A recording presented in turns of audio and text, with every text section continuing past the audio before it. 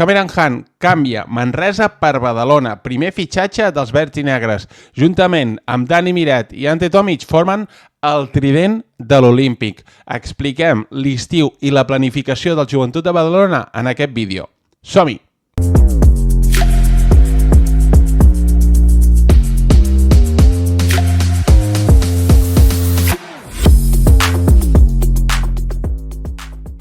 Què tal? Com esteu? Benvinguts a un nou vídeo per al canal. Avui parlarem del Joventut de Badalona, que té un estiu per endavant complicat. No només per tema de fitxatges, perquè hi ha hagut moltes sortides, perquè hi ha jugadors amb contracte que segurament no compten per la planificació d'aquesta pròxima temporada i tampoc per les properes. Per tant, és un estiu complicat en molts aspectes. Abans de començar amb el vídeo, recordeu donar el botó de subscriure's al canal, que m'ajuda molt a créixer en aquest projecte periodístic, també a donar el vostre like, el vostre m'agrada, que m'ajuda perquè així YouTube recomana els vídeos a altres aficionats del bàsquet i, sobretot, com dic sempre, el que més m'agrada a mi, deixeu la vostra en el comentari, digueu la vostra en els comentaris i així fem una mica de debat, que això és el que m'agrada més llegir, la vostra opinió. Dit això, anem a parlar del Joventut de Badalona, equip que ha canviat la Eurocup per la BCL, que ha entrat als play-offs, que ha jugat la Copa del Rei i que en aquesta última temporada, en la primera de Dani Miret al complet, ha fet una bona temporada, però l'asterisc sempre està, el punt negatiu està en l'Eurocup, que van fer un paper molt pobre. Potser a causa de les lesions a principi de temporada, hi ha moltes excuses que podem donar, però bé, aquest no és el punt del vídeo.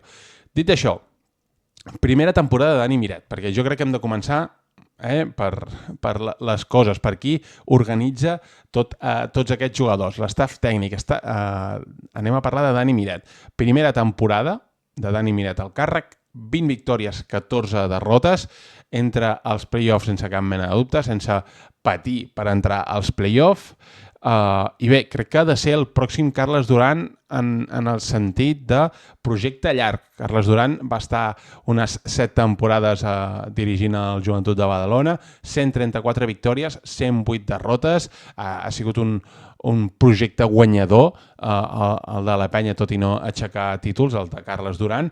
I bé, hem de pensar que això és molt positiu, guanyar més partits que perdre.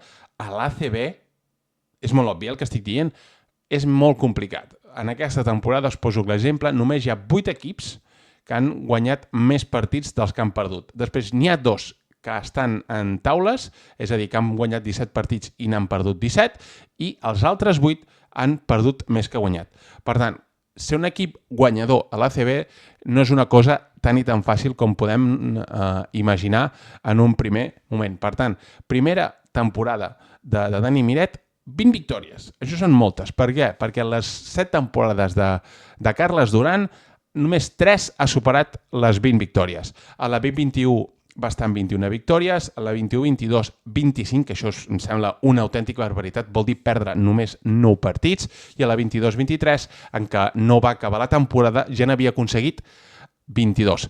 No, perdó, va ser a la temporada 23-24 la que no va acabar a Carles Duran.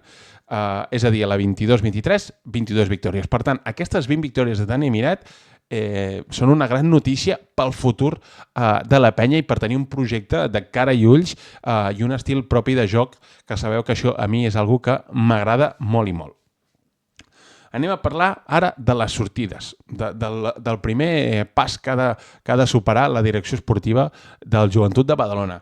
Hi ha moltes sortides, en total n'hi ha 6, les tinc aquí en la llibreteta, en la llibreta on m'apunto tot. Tenim a Pau Ribas per retirada, Devon Donson, que ha fet servir la clàusula i se'n va al Besiktas, Sam Dekker, que ara mateix crec que és agent lliure perquè se li ha acabat el contracte, Andreas Gretzulis, que s'ha anat a la sessió i ja ha firmat per un altre equip, Cassius Robertson també va fer servir la seva clàusula per sortir i va fitxar per un equip rus, i també tenim a Artem Pustovoy, que encara no s'ha, si no m'equivoco, no s'ha anunciat res, però hi ha el rumor de Simon Birgander, que en parlarem més endavant, que Tomic, Birgander i Arte Pustovoy no veig minuts. Més que conjuntar-los, no veig minuts entre ells. Per tant, no crec que Pustovoy continuï si realment Simon Birgander acaba fitxant pel Joventut de Badalona. Llavors, superada aquesta primera prova, aquesta primera pedra en el camí, possibles sortides, perquè això no s'ha acabat. Jordi Rodríguez, hi ha el rumor, si no m'equivoco ho va explicar en Jordi Valle, que se'n vagi a la NCAA, que li ha ofert un gran contracte per jugar a la Lliga Universitària. Encara no ha decidit res, no hi ha hagut notícies, i passat el 30 de juny, si no m'equivoco, la pròxima clàusula de sortida és el 15 de juliol. Passat aquest dia, si no ha passat absolutament res, Jordi Rodríguez la temporada vinent jugarà al Joventut de Badalona. Després, Michael Ruzic, que també s'havia anunciat que poder estava enfocat més en la NBA, va retirar el seu nom del draft. Després hi ha hagut una mica de cants de sirena també de la NCAA. Sembla que es quedarà a Badalona per continuar jugant a l'Olímpic, però jo obro un meló. S'ha de cedir Michael Ruzic a un equip on pugui tenir més minuts de protagonisme, perquè Michael Ruzic a la penya aquesta temporada no ha jugat gaire, també ha tingut problemes de lesions, i no sé si és un jugador que encaixa molt amb Dani Miret. Deixo aquí aquest meló.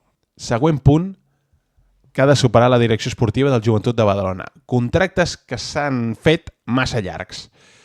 Miguel Allen, que porta una etapa amb moltíssimes lesions i pobre jugador que no ha pogut competir pràcticament res l'últim any o els últims 2 anys. Maronca, que porta un parell de sessions consecutives, i Van der Burst, que s'han anat, que va començar a l'Olímpic, se'n va anar a Lleida, i de Lleida també el van tallar i el van tornar cap a Badalona, i tampoc va funcionar, a part del primer i segon partit.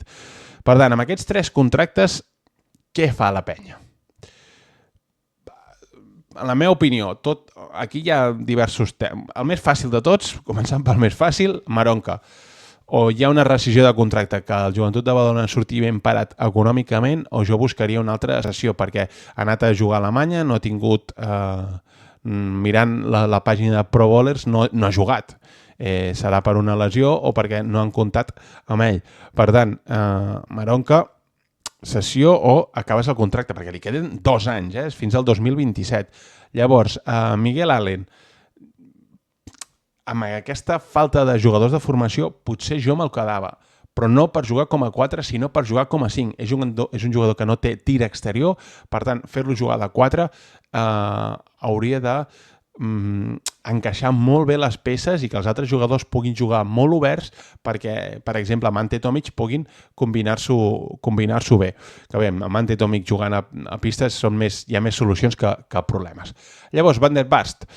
Bé, això jo crec que és el problema més gran, perquè es va fer una aposta l'estiu passat per aquest jugador holandès que venia del Palència, després fer una bona temporada en el seu debut a l'ACB. Se li va fer firmar un contracte de 3 anys, perquè quan va firmar era un jugador de 22 anys.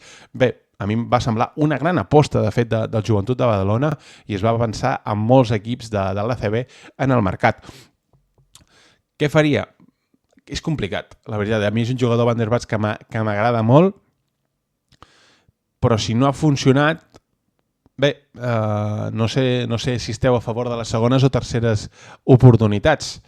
Jo sí que estic a favor, per tant, a no ser que el rumor de Ricky Rubio no acabi sent res, doncs ja tindries el tercer base en aquest rol de Van der Burst. Si no, doncs una sessió, i intentaria que fos una sessió a un equip de l'ACB com la temporada passada i que sàpiga que tingui minuts, perquè al final és un jugador que li quedaria un any de contracte i que no l'has pogut gaudir ni desenvolupar.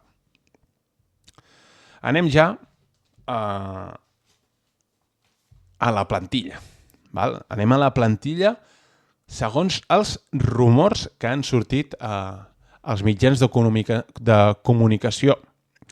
Anem amb els bases. Anem amb Guillem Vives, jugador de formació. Anem amb Ludde Hackanson, jugador de formació. I anem amb Ricky Rubio. Ja tenim 3 jugadors de formació. 3, a l'ACB necessitem 4 i a la BCL necessitem 5. Per tant, necessitem 2 més. Jordi Rodríguez es queda quart jugador de formació per l'ACB, ja ho tens complet. Tenim llavors a Hanga i a Cameron Hang. Posició de l'E, Yannick Crac. Ja tenim els 5 jugadors de formació.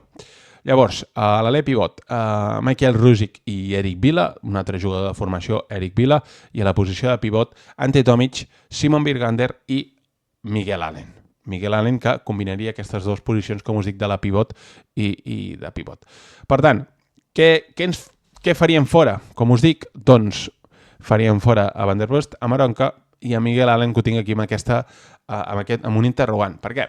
Perquè hi ha una plaça d'extracomunitària la qual s'ha d'utilitzar i jo la faria servir no per portar aquest jugador que diré, sinó perquè ja ha renovat amb el Camp Múrcia, sinó per aquest estil de jugador físic, amb un aire més aviat defensiu i, sobretot, molt bo a peus parats en el llançament exterior. Portaria un Kaiser Gates, reduint-lo en aquests tres conceptes. Crec que han de fitxar un jugador al mòbil. Han de fitxar un jugador d'aquestes característiques perquè és el que falta. Michael Rukzic i Eric Village juguen per fora, tiren de 3, fiquen, però no són jugadors especialistes en aquest tir, no? en rebre i tirar, en sortir de bloquejos o esperar la cantonada. No són jugadors que els hi puguis donar 5 triples per partit i que te'n fiquin 3 o te'n fiquin 2 de mitjana. Jo és el que faria sent una mica aquesta planificació, si tots els rumors són certs. D'acord? Dit això, anem a parlar del fitxatge de Cameron Hunt. Per mi és un moviment extraordinari, és una aposta molt forta del Joventut de Badalona. Per què? Perquè firmes 2 temporades, firmes el segon any d'un nord-americà, ja sabem que fiscalment això a Espanya exigeix més als clubs quan renoves a un jugador nord-americà. Per tant, és una aposta molt clara de Dani Miret i el Joventut de Badalona en Cameron Hunt, que ve de fer una gran temporada amb el Baxi Manresa, promitjant més de 10 punts per partit, sobretot un 40% de llançament exterior, que és una cosa que m'agrada molt, perquè per jugar amb Ante Tomic, si tu vols que Ante Tomic tingui l'espai, ha d'haver-hi tiradors. I si tu poses a Hackinson, a Yannick Crack, a Cameron Hunt, a Michael Rukzic i a Ante Tomic pot fer el que sigui a la zona perquè és totalment seva.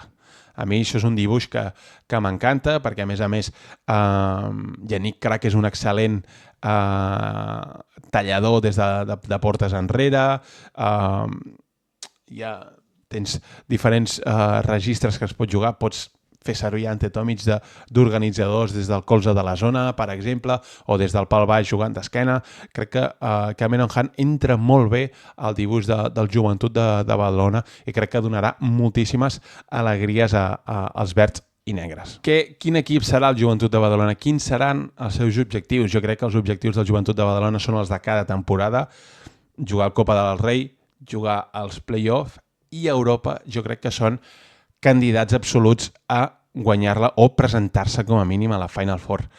Els 4 equips que juguen de l'ACB a la BCL són candidats a presentar-se a la BCL i el Joventut de Badalona no és menys.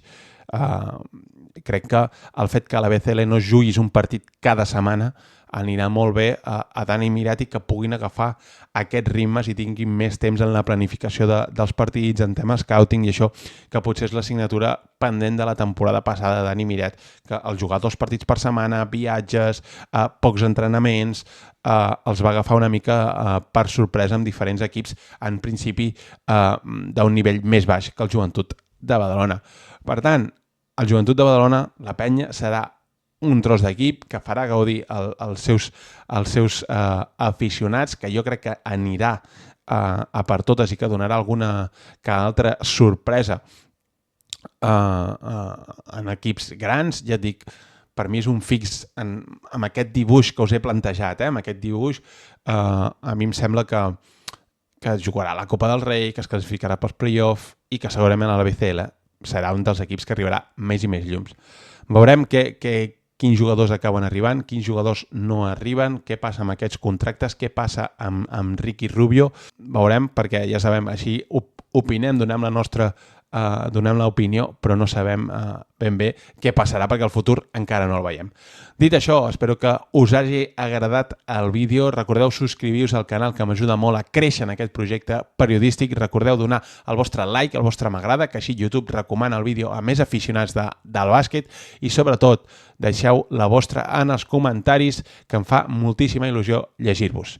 Ens veiem en el següent vídeo. Adeu!